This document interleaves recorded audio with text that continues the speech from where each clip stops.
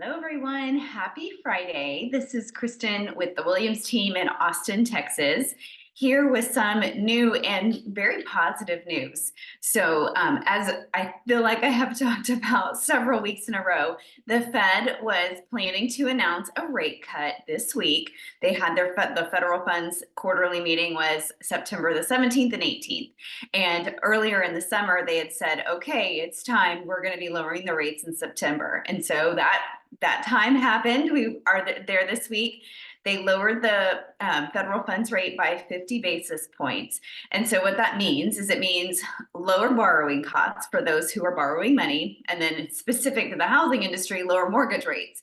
So when that announcement was made several months ago, when they said we're going to lower the rates, we already started to see a decrease in those mortgage rates. They already started coming down in anticipation of the impending like real cut. So we've seen interest rates go down further, but not a major dip, just because they'd already kind of pre-priced in to the mortgages a lower rate. So we have had lower rates for the past several weeks, and then we now have lower rates. What this means for buyers is you can qualify, most likely, if you're a well-qualified buyer, you can qualify for a mortgage under 6%. And that's kind of that number, that magic number is in the 5% range, where buyers said, we're waiting for rates to get to this number, and then we're gonna kind of be off the sidelines and enter the market. So definitely more affordable for home buyers, a positive for home sellers too, because homes have just been a little bit stagnant. There's plenty of listings on the market and not enough buyers who are willing to make a move right now to buy a home.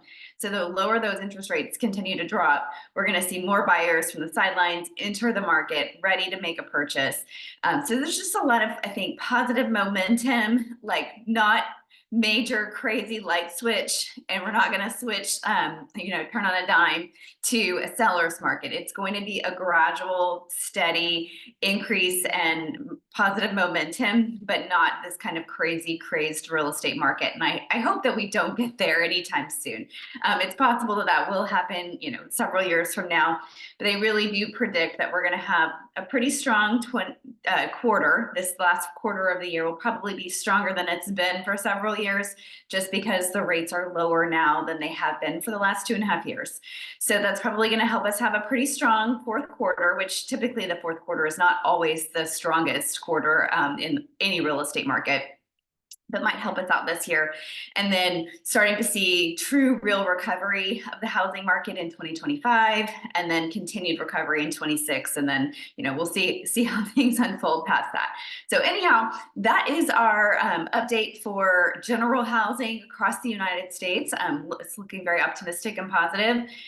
So if you have any questions about how this might impact your home buying or home selling strategy, please let me know. I've had several appointments, several phone calls this week, just really thinking and strategizing about what what a client's next steps might be. So happy to have those conversations with myself or one of our team members. We're always here to help. So have a wonderful weekend ahead, and we'll see you next Friday.